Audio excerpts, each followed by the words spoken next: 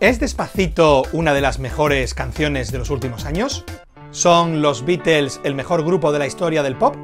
¿Es Michael Jackson el mejor artista del siglo XX? Bueno, muchas personas os dirán que ese tipo de problemas son aquellos que no se pueden responder con un algoritmo porque sencillamente están basados en muchos parámetros subjetivos. Pero, ¿qué hacen en el día a día Google, Amazon, Facebook, Apple? Pues precisamente eso. Intentar saber cómo influyen los factores subjetivos y los objetivos a la hora de poder hacer un ranking en el que se posicionen las cosas de forma relativa. Es decir, una aplicación por encima de otra y demás. Al final habrá alguien que te diga, no, a mí me gusta más Candy Crush, y otro que te diga, no, a mí me gusta más el Clash Royale. Efectivamente existen algoritmos para hacer clasificaciones relativas con respecto a los gustos de las personas. Así que hoy vamos a intentar ver uno de esos algoritmos.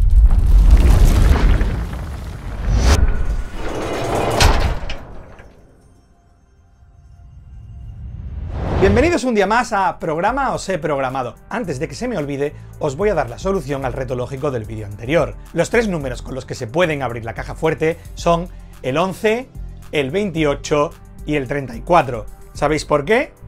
Pues si os fijáis, en la ruleta del exterior había una serie de números. En la ruleta del interior había otros números. ¿Qué relación había entre ambas ruletas? Casi todos los números de la ruleta exterior se podrían componer con números de la ruleta interior. ¿Casi todos? Efectivamente. Los que no se pueden componer así son precisamente aquellos que forman parte de la contraseña de la caja fuerte. El 11, el 28 y el 34. Hoy vamos a intentar resolver una de las dudas o uno de los problemas más habituales en el mundo de la informática. Aprender a programar no es el problema más difícil, al final aprendes un lenguaje, aprendes su sintaxis, pones una cosa detrás de la otra, una orden detrás de la otra, pones bien los puntos y comas, las comillas y demás, te da un fallo al compilar, etcétera, pero eso digamos que es la parte final. Lo que viene antes es pensar, darle al coco para saber cómo resolver un problema complicado. Generalmente, como hemos dicho en otras ocasiones, lo que hay que hacer es descomponer ese gran problema en problemitas más pequeñitos que podamos resolver de una forma más sencilla. Volviendo a nuestro problema. Digamos que yo tengo que conseguir saber si una canción, por ejemplo el Bohemian Rhapsody de Queen o el Despacito de Luis Fonsi, es mejor que la otra. Como os digo, mucha gente os dirá que es un problema subjetivo, pero vamos a intentar convertirlo en un problema que se pueda resolver con un algoritmo y con datos. Los programadores intentan resolverlo casi todo así. Por un lado, programan un algoritmo y por otro lado, lo alimentan con datos. La solución normalmente al problema es precisamente pues lo que nos dice el algoritmo después de haberle dado todos esos datos a modo de alimento. En este caso, yo por ejemplo me fijaría en qué factores puede tener una canción de forma externa para ser buena y qué factores puede tener de forma interna. Eso es lo que hace Google en el día a día. Mira una página web, mira cuáles son los factores externos, por ejemplo, las veces que alguien hace clic en los resultados de búsqueda, las veces que otra persona vincula esa página web, etc. Y mira también unos factores internos como, bueno, cómo de bien hecha está esa página web. Nosotros con la música vamos a hacer exactamente eso. Vamos a coger una canción y vamos a ver, por un lado, cuántas escuchas tiene en total en Spotify, por otro, cuántas reproducciones tiene en YouTube, por otro, cuántas veces ha sido incluida en una playlist en Spotify o en YouTube o en Tidal o en Apple Music. Por otro lado, vamos a ver cuántas veces ha sido incluida esa canción en un recopilatorio.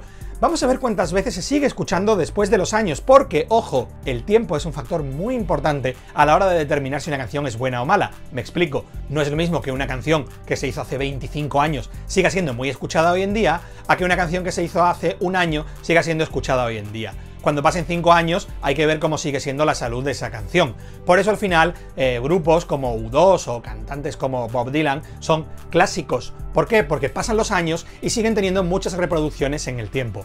Una vez que hubiéramos visto todos esos factores externos, nos iríamos a los factores internos. Después de verme muchos vídeos tanto de Jaime Altozano como de Sean Track y de otros, he llegado a la conclusión de que es muy difícil encontrar, factores internos para saber si una canción es buena. Así que me voy a inventar los míos a riesgo de equivocarme un poco.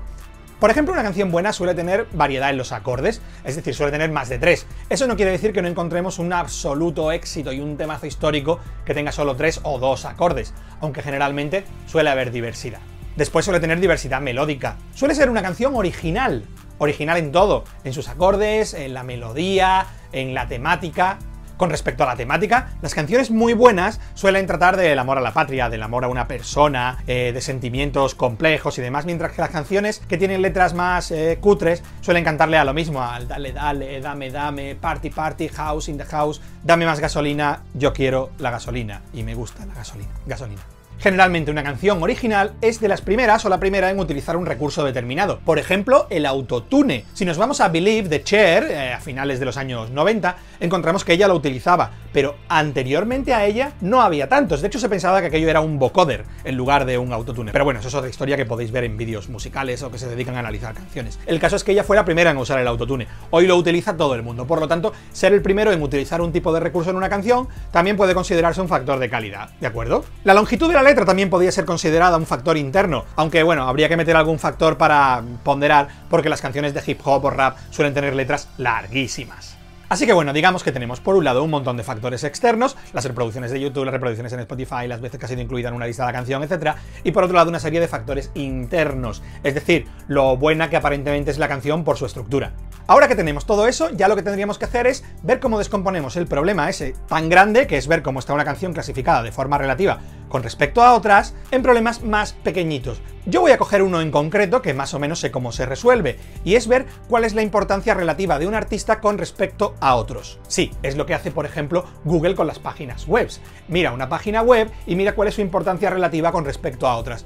En función de la importancia que tenga, la colocará más arriba o más abajo. Nosotros vamos a hacer exactamente lo mismo. Veamos de qué forma podríamos resolver este pequeño entuerto. Imaginad que tenemos 4 artistas. Resulta que el artista 1 declara en su web que entre sus influencias está el artista 2, el 3 y el 4. El artista 2 es fan del artista 2 y el artista 4. El artista 3 pues afirma que solo es fan del artista número 1. Y el artista 4 pues es fan del artista 1 y del artista 3. ¿Existe un algoritmo que nos diga exactamente cuál de los 4 es más importante? Sí. De hecho, algo similar hace Google para valorar la importancia relativa de una página web con respecto a otra. Si os fijáis, lo que hemos hecho es darle la misma importancia a cada referencia de una web a la otra. Para expresar gráficamente esto, estableceremos que el peso es 1 partido por n, donde n es el número de referencias a otro artista. Si os fijáis, si sumo 1 partido por 2 2 veces, me daría 1. Si sumo 1 partido por 3 3 veces, también me daría 1. Vamos bien. Desde un punto de vista matemático, esto podríamos resolverlo con matrices o con ecuaciones lineales. En este caso vamos a plantearlo como un sistema de ecuaciones lineales más o menos sencillo de resolver. La solución a ese problema, que no tenéis que calcularla a mano si queréis, sino a través de cualquier problema, sería esta. Esto nos dice que el artista 1 es el más importante y el segundo más importante sería, por ejemplo, el artista número 3. Bien, como veis, con un algoritmo se puede resolver esto. Hemos utilizado unas ecuaciones lineales y al final ahí tenemos la solución. Precisamente el álgebra computacional se dedica a escalar este tipo de soluciones, es decir, imaginad que en Spotify hoy en día hay 50 millones de canciones. Si no hacemos una solución que sea escalable, pues tendríamos un sistema de ecuaciones lineales con 50 millones de variables y, bueno, probablemente eso sería un pequeño problemita de cálculo.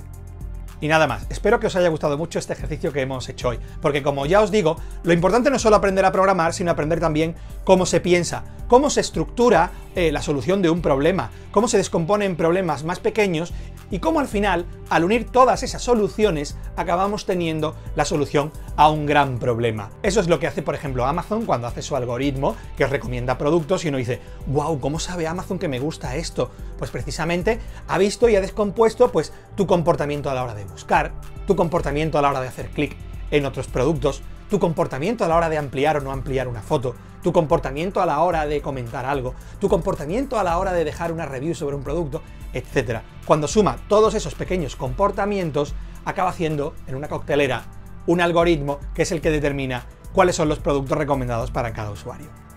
Finalmente os dejo con el reto de lógica de esta semana. Y recordad, cuando sepáis cuál es la solución, me escribís a mi correo electrónico a jpadilla@maraturing.com y me decís, oye Javi, ya sé cuál es la solución. Espero que os haya gustado mucho este vídeo y nos vemos próximamente en otro episodio de Programa o Sé Programado.